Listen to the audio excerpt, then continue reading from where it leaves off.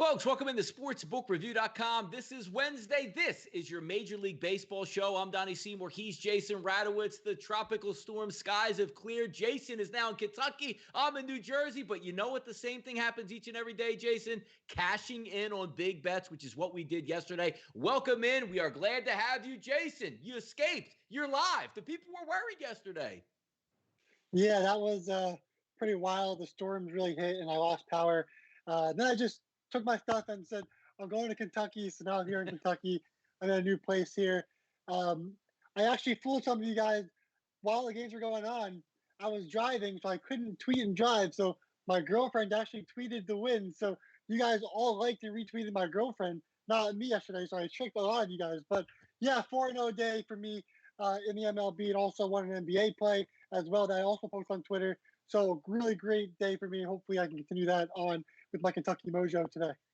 No, it's going to be a lot of fun. Yesterday, running a solo mission, I went 7-3 overall. Basically, Jason, I had to give my opinion on each and every game yesterday, and it worked out really well. I know the banker plays at the end of the game really dipped into us. I hit the Angels really early, 3-0 in the first inning. Mike Trout's daddy home run, followed by a 2-run blast by Albert Pujols. I was in bed early last night. I know you did the same, because when you're taking a look at easy victories, it doesn't get easier than covering your team total in the first at bat, or in your case, going into the bottom of the fifth inning, and nobody has scored yet in Milwaukee. Yeah, that was lots of fun. But then we had a 2-run homer. So, yeah, we started crossing our fingers like, well, it's really going to happen. Because we've seen my luck in the last couple of days before yesterday. So, yeah, it was a little nerve-wracking when the 2 runs scored, but we got the win, and might be going back to that same kind of play today. Yeah, pitchers had just enough gas in the tank, because you saw the bottom of the fifth inning, the 2-run blast. Then the top of the sixth inning, you got another 2-run blast to make it 2-2. The White Sox, again, just have those Brewers numbers. But today's a new day. It's Wednesday, hump day, right here on sportsbookreview.com. We don't ask you for any money, even though we fill up the pockets as we did yesterday. The only thing we ask for you today, come in here, be alive in the chat box, hit the subscribe button. Jason and I are here each and every day, Monday through Friday, 1:30 p.m., right through to get that money in your pocket. So thank you for hitting the notification bells and getting that delivered. Already 86 people here in the chat box. We'll build that as the afternoon goes on. If you guys don't know the layout of the show, Jason and I actually have 8 games picked out today. We'll whip right through those. Then we'll circle back around in the chat box and get those games of the day that you guys want to hit on. Let's not waste any more time and get after it. 9:51, 9:52, the New York Mets and the Washington Nationals. If we take a look at the ticket count, about 6 out of every 10 tickets here, Jason, coming in on the hometown at Washington Nationals. Max Scherzer is on the mound versus Porcello. This line opened up, hasn't had a lot of line movement, depending on where you're shopping at on SBRodds.com. 195 to 225. We're still seeing over a $2 price out there currently on the market. And when we try to break down and get an idea of what's going to take place today, I like the fact that Soto's going to be coming back in Nationals, or at least anticipating. Rick Porcello hasn't started off all that well. An xFIP of over 7 to start the season.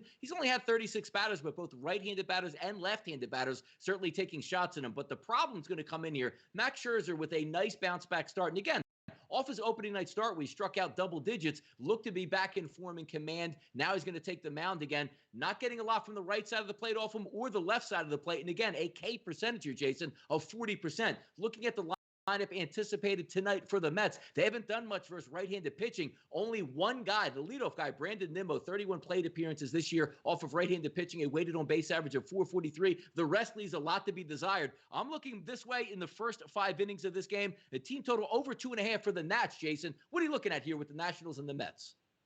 Yeah, I love that play for the Nationals. For me, though, when I look at the Nationals offense, it doesn't really blow me away. And obviously now they're starting to get Soto back and a lot of the other bats, and they're going to perform. But for me, I'd rather just rely on Scherzer against the Mets. And, again, the Mets, while the Nationals were injured or had guys out, the Mets have a ton of guys out as well with a bunch of injuries. The Mets lineup is going to be shaky probably throughout this entire week. So for me, I think the Nats at minus 1.5 would be my bet for this game. It's a lean for me. I'd even look at over 8.5. I do think the Nationals are going to be hitting a ton in this game, so I agree with your bet. And I'd even look at over, what is it? Got to be around 4.5, maybe even 5.5 against Porcello and the Mets as a team total. And I agree with that. I think the Nationals will do a great job against Porcello. But if I'm going to bet on this entire game, I think Nats minus 1.5 would be the play.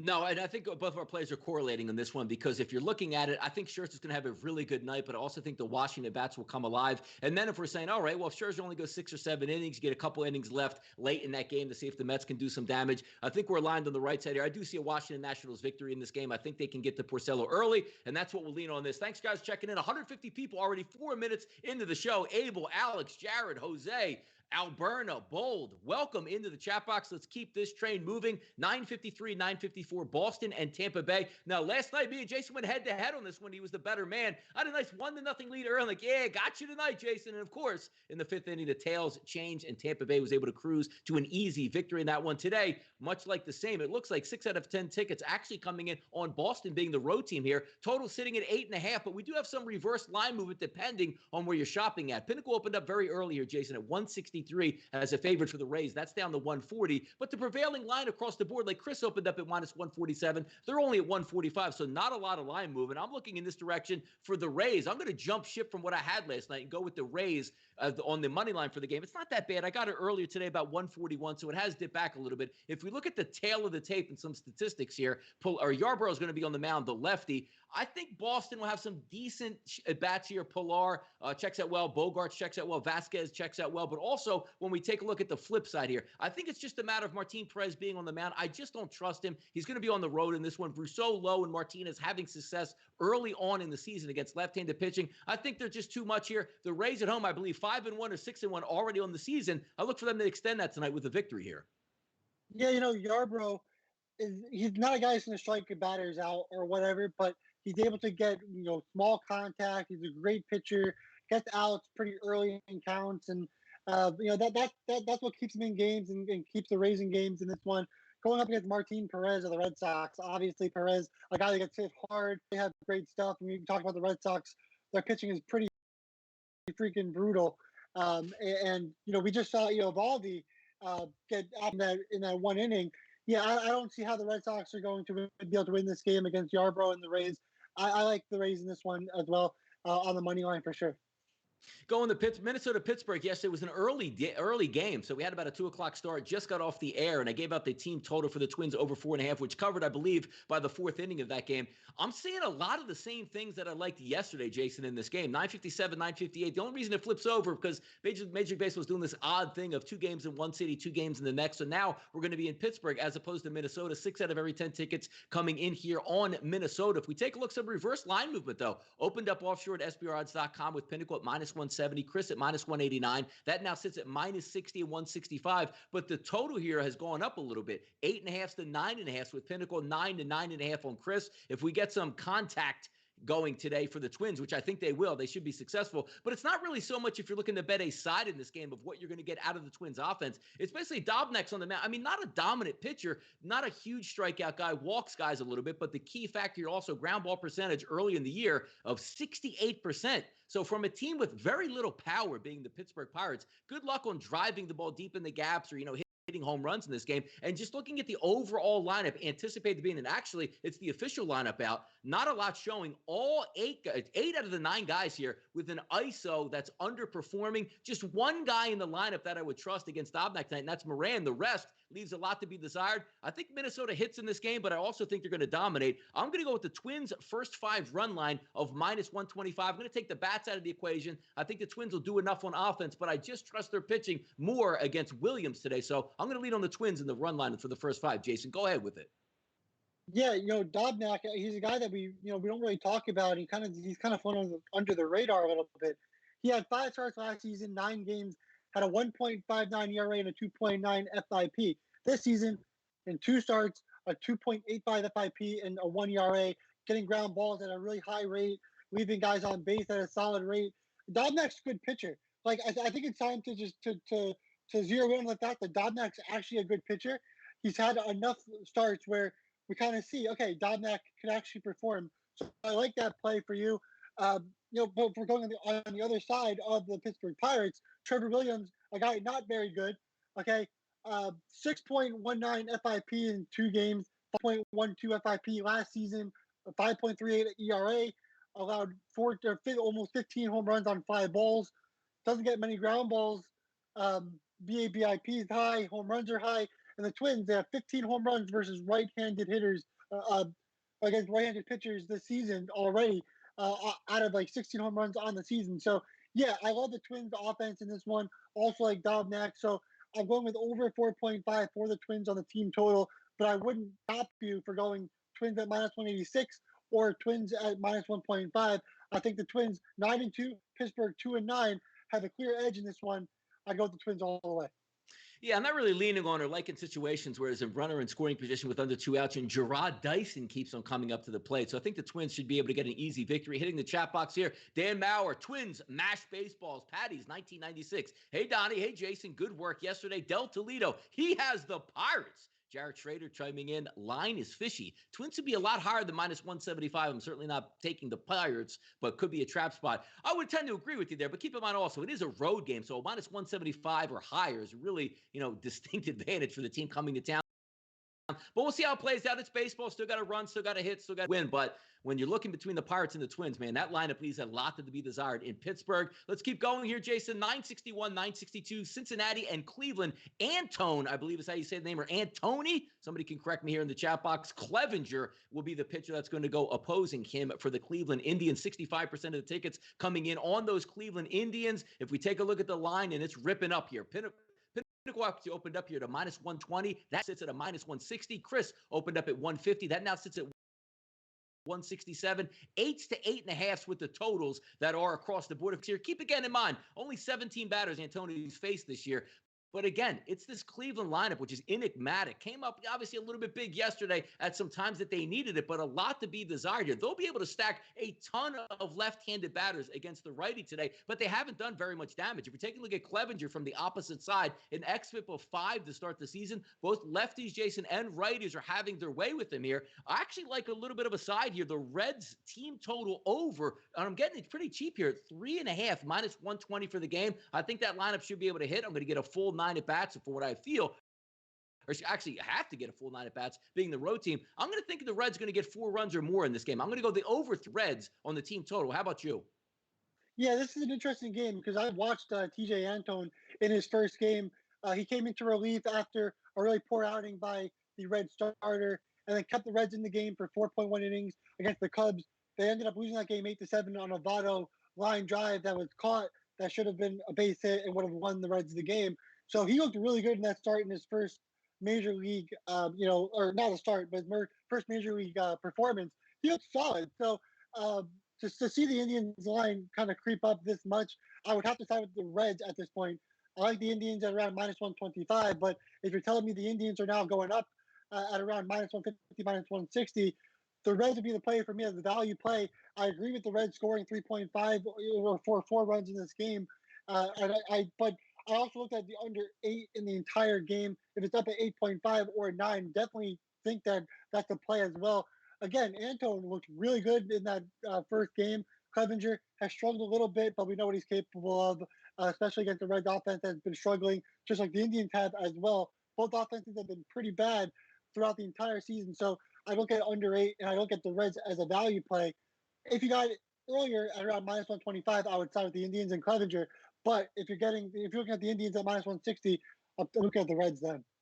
Yeah, I agree with you there. And sooner or later, the the Cleveland lineup has to start doing something. When you have that many left-handed bats or that many switch hitters, that is an advantage to your team, but it just seems like they can't punch through at the right times for those explosion innings and sort of break out. 967, 968, Milwaukee flips the script and goes into Chicago, as where we saw the past couple of nights, them playing in Milwaukee. Hauser and Keuchel on the mound. 7 out of every 10 tickets here, Jason, showing up on the Chicago White Sox. But we have a lot of reverse line movement here. If we take a look at Pinnacle offshore, minus 145, we open at. We now sit at minus 119. Chris opened up at minus 131 at SPRodds.com. That's now down to minus 119 also. 9.5s were across the board to open. Now we're down to 8.5. So if we get the tail of the tape with Dallas Keuchel, the crafty lefty, you saw him last year with the Atlanta Braves, now obviously with the White Sox, he's pitching to contact. How about this? A strikeout rate, Jason, of under 7%, but not giving a lot of free passes on the base pass, only walking 2% of the batters he's faced. He's done pretty well against lefties and righties combined.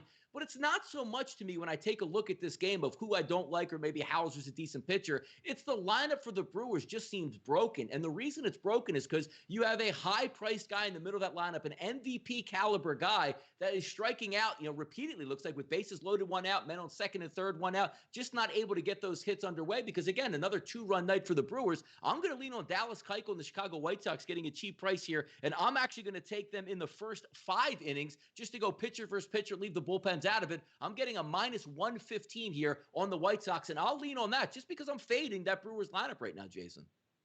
Yeah, that's fun, and I hope that it's just a 1-2 nothing game because I got under 4.5 in the first 5. You did say that the line has decreased on the over under, so if you see 3.5, I would not take it. I'd only take this at 4.5. I got this last night, and if you get 4.5, then this is an official play for me. But 3.5, I would stay away, and also 4, I would stay away. I like it at 4.5 for this one. But Adrian Hauser and Dallas Keuchel on the mound. Keuchel is 2-0 in his first 2 starts of the season. Like Donnie said, he's not striking out any batters, but that's not something that he's really struggled with throughout his entire season. He did average 7.27 strikeouts per 9 innings last season. So right now he's averaging just 2.53. Those strikeouts will increase, especially against the Brewers lineup that does strike out like Yelich has, to start the season. So for that reason, also Adrian Hauser on the mound for the Brewers. He had a 3.17 ERA or a 3.80 ERA and went 2-3 in those games and held opponents to 216 average in this scenario. Struggled versus lefties, but I don't think there's going to be too many lefties in that lineup. So for me, under 4.5, I think they're both average pitchers for the most part. And I think they'll be able to keep it with the offense being kind of struggling just a little bit.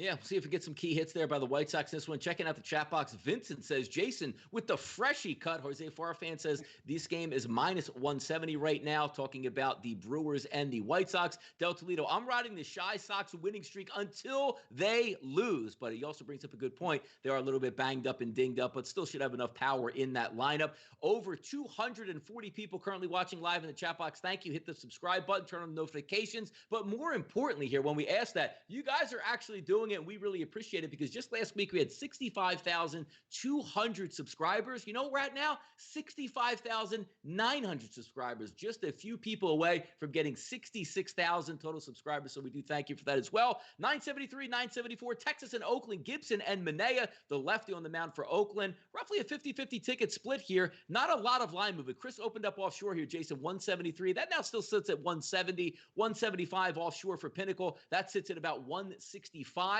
If we take a look at both of these teams coming into the game, Manea, as we said, is going to be on the mound. I'm going to lean on what has really worked with Texas. And it seems like, Jason, whether they're at home or on the road, the game just leaned under. If you woke up this morning and you saw a 5-1 score, might have had to sweat out a total over-under. That wasn't the case. That was a 1-1 game in the bottom of the 9th inning. And it seems like Oakland can do this, hit grand slams to walk off repeatedly at home, which you're going to need again probably to hit this total. I'm going to lean on this game, Jason, at under 8.5. If we take a look at the Oakland hitters here matching up against Kyle Gibson, we used to love to fade Kyle Gibson, but he's been decent, at least through the first 22 batters of the season from both the right-handed perspective and the lefties. And Oakland really not ripping the cover off the baseball. And the same thing can go with Texas. Joey Gallo, Todd Frazier matchup really well tonight versus Manea, but the rest of the lineup leaves a lot to be desired. I'm going to go with the same thing that's been working for these guys. Texas and the under. Give me the under in this game, Jason. How about you? Yeah, that's an interesting one. And, I think the A's have a slight edge in this one against Gibson, of course.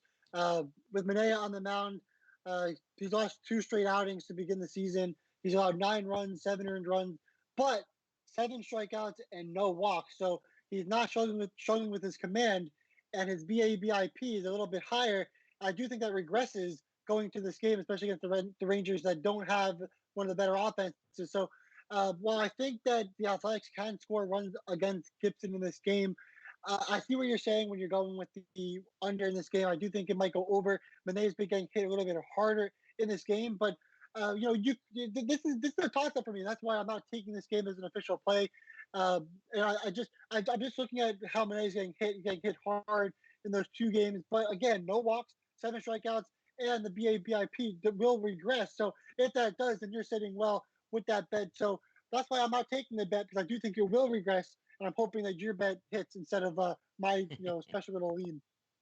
There you go, man. It's a team business over here. That's what me and Jason certainly do here. RightSide and Radowitz every day at 1:30 p.m., Monday through Friday, right here on sportsbookreview.com. A couple guys popping in the chat box here saying hello. Over 250 people currently watching this. DX Filer says, I mopped up MLB yesterday, but don't really like much today. I loved yesterday's card. I still like today's card. And keep in mind, folks, the end of the show, best bets and bankers are going to come out, so we'll circle back around. A few more games to get through, then we'll open it up to the chat box to see if there's any games that both you guys want to ask any questions to myself or Jason on. Let's keep going here. 975, 976, the Dodgers and the Padres, Stripling and Richards, 7 out of every 10 tickets here. It's no surprise each and every night the Dodgers are going to take the majority of the tickets. They opened up at 135, now at 128, 135 at Chris, that's out at 129. So you get some reverse line movement here, even though 7 out of every 10 tickets coming in with the Dodgers. The line opened up at 8, but has risen at some outlets here, Jason, to 8.5 as a total. If we take a look at Garrett Richards on the mound, 3.96 xFIP early on in the season. He's done a great job against righties and also a decent job against lefties as well. It's tough to go up against this lineup because you know those lefties are getting stacked for the Los Angeles Dodgers. Muncy, Bellinger, Seager, Peterson, Beatty. You don't get a break in this lineup, so each and every inning is going to be high leverage situations.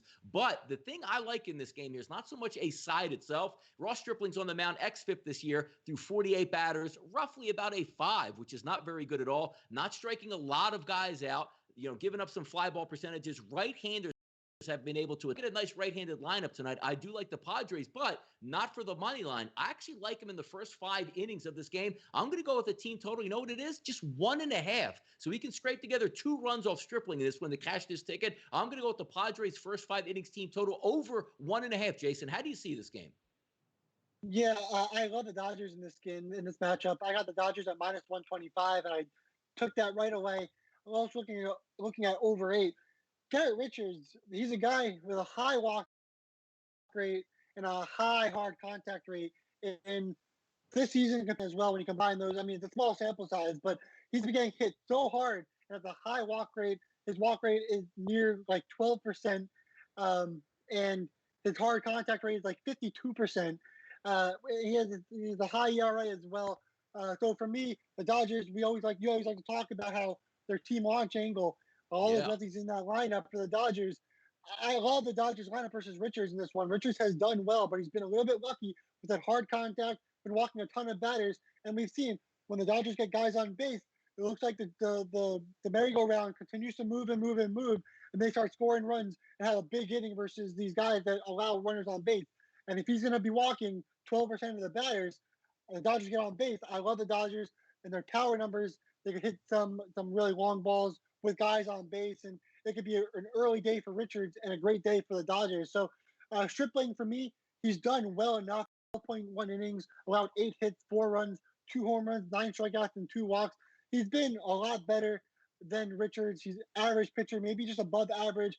Had a great season last year with a 3.47 ERA and a 3.47 FIP as well.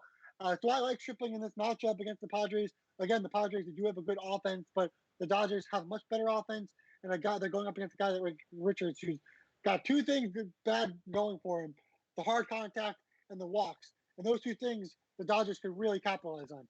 No, you're right about it. And when we take a look at the Dodgers lineup, we say how deep it is, both pitching staff, starting pitching, bullpen, and also lineup. When Mookie Betts isn't even in the lineup still looks like one of the best in baseball. So when he gets back and healthy with that finger, certainly able to pull through. But you're right, team launch angle, you just need 1 inning with this team. You just need 2 guys on base and Cody Bellinger to go yard. You got yourself a 3 spot. It's always tough to go against those teams that come with you with a 3-pronged attack. Some people are a little bit, short on starting pitching, bullpen, or hitting. They have all 3, so they can beat you in all phases. Similar to what we talk about in football, offense, defense, and special teams. They got it all there with the Los Angeles Dodgers. Last game we'll talk about in our 8-pack here. Then we'll open it up to the floor for a little bit. 977, 978. That's going to be Houston and Arizona. McCullers and Ray. 6 out of every 10 tickets coming in on Houston in this one. But this line also, Jason, is dropping as well. Opens up at 155, 168 offshore. Now we're seeing it into the 130s at multiple outlets. If we're taking a look at the total, Pinnacle actually opened this one up at a 10. That now sits at a 9.5. Chris opened up at 9.5. They're now at 9, but a lot of juice at minus 125.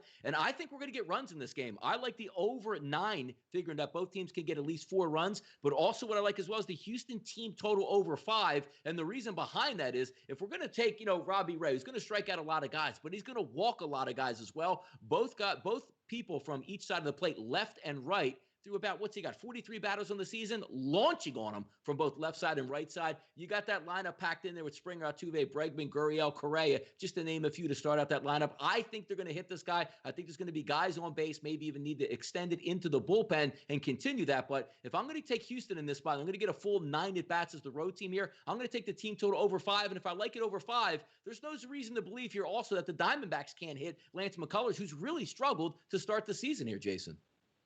Yeah, now you're looking at both these pitchers. They're both terrible pitchers when it comes to walks, right? So McCullers, he's walking already 6.3 batters per 9 innings in 2 starts. Robbie Ray, another guy, he's averaging 9.72 walks per 9 innings. He averaged 4.34 walks per 9 innings last season.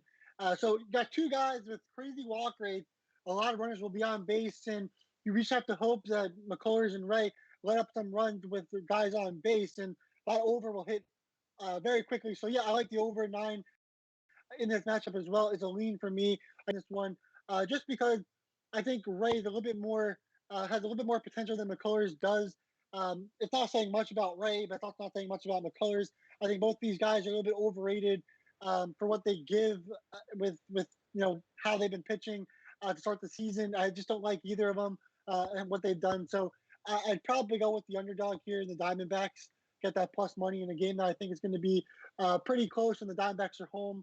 A little bit of advantage there and a little bit of an edge. So, yeah, if you're going to make a play on this one, I like the over in this one. But I would look at the Diamondbacks as a lean in this one for the money line. 275 you're watching live. We should be able to push this over 300 by the time we get around to our best bets and bankers. Let's open it up to the chat box here. Got a couple games, interesting games that we have. And we'll start right here. Philly Sports Passion 85. I took the Dodgers live last night at plus 195. I like Phillies. We'll split the doubleheader today. Book it. I say they win game 1.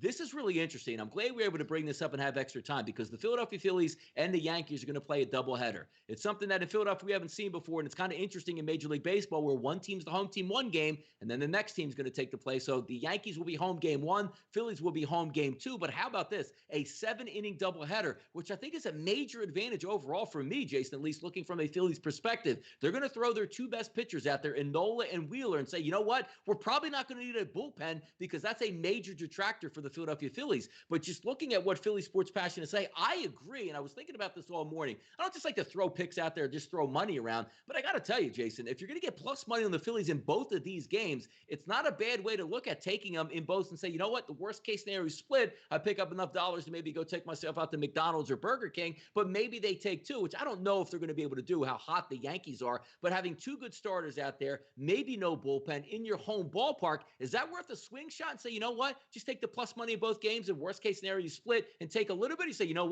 what? Yankees are rolling right now. I'm really not getting in the way of them. Yeah, I think it's definitely a good investment and a solid idea. And in that first game, we have Wheeler versus Happ. Zach Wheeler pitched 7 innings in his first start, looked really good. He's pitched against the Yankees before with the Mets, so it's not like he hasn't seen the Yankees before and pitched against them. So yeah, I think if there's going to be a game where the Phillies do win, I think it'll be the first game. In that second game, you have Jordan Montgomery on the mound for the Yankees against Aaron Nola. I don't think Nola is nearly as good as Wheeler, and Nola has those moments, especially against the better teams in the league like the Yankees, that could hit him, and Nola could kind of lose command a little bit. We've seen that happen here and there, but I do think that the Phillies win that first game, so you want to take the chance on the Phillies in the first game and say, hey, I'll put plus money on them first, and then if they win, I'll test my luck again.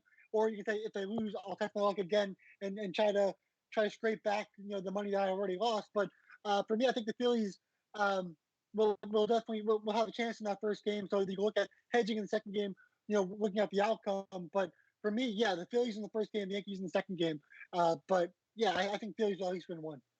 All right, let's go 2 more games here. Somebody's asking also about the Chicago Cubs and the Kansas City Royals. We'll get to that one. But before that, 7 o'clock start, 963, 964. Toronto and Atlanta. I liked Atlanta yesterday because they were throwing a lefty on the mound, Max Fried versus Toronto, who's really struggled this year, Jason, with left-handed pitching. They're going to get another dose of left-handed pitcher. But, I mean, look, it's coming from the left-hand side, but I don't know how good it's going to be with Newcomb with his struggles this year. Ryu, who struggled a little bit to start the season, you figure Atlanta would eventually get it going against him. 7 out of 10 tickets coming coming in on Atlanta in this one, but the line is dropping 145 to 129, 130s across the board. The over-under, which opened up at 9, even seeing as high as some places at 9.5 now. Is this one of the, because this is the dilemma that I have, Jason, early in the season, because I know what I see, that Toronto is really struggling against lefties, but we're not getting a dominant lefty on the mound that's going to be going. Is this one of those games where Atlanta's going to be nice and hot ballpark? This is the game that they can finally warm up, throw a lot of right-handed bats at a lefty and have success? Or is it one of those where, hey, like the Cleveland Indians, doesn't matter what side of the plate.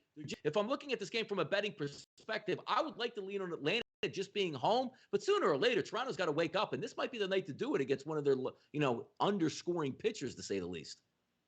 Yeah, the thing with right now, the Toronto's, they have Ryu on the mound, and look, he's looked so bad in the first 2 games, and his velocity's down. There's a lot of concern with Ryu, but if you look at his stats from last season, you're like, all right, well, maybe he can perform and get back to what he did, last season with like a 2.34 ERA or whatever the heck that was, which was incredible. Sean Newcomb, though, I mean, yeah, he's pitched poorly. He's definitely thrown some meatballs and some curves just right over the plate.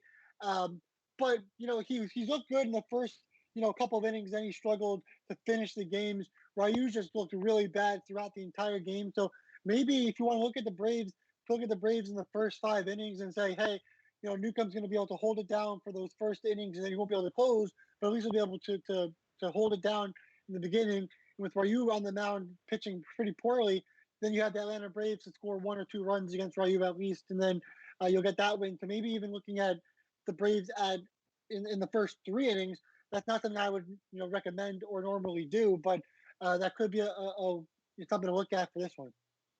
Last game we'll go over, and then we'll go to some best bets and bankers. Thank you guys for tuning in and sticking with us here on the show today for Wednesday, August 5th, 2020. 965, 966, the Chicago Cubs and the Kansas City Royals. Darvish on the mound. 6 out of every 10 tickets here coming in on the Cubs, and a heavy favorite here. Opened up, Jason, at 221, 210. Looks like we're still hanging around that level. 195s, 190s, and 9 across the board in this game. I don't really have an exact side because laying that much on the road here, but Darvish has had a pretty good season, and also the young kid Bubic in his first start here, 4.82 as an xFIP. Struggles a little bit from the right-hand side. That's all he's faced. He hasn't even faced a left-handed batter on the season yet, but I think the Chicago Cubs lineup will be able to get to him here. I like the team total for Chicago Cubs over 5 in this game. Any thoughts on the young pitcher going up against Darvish here? Price too high, runs? What are we looking at here?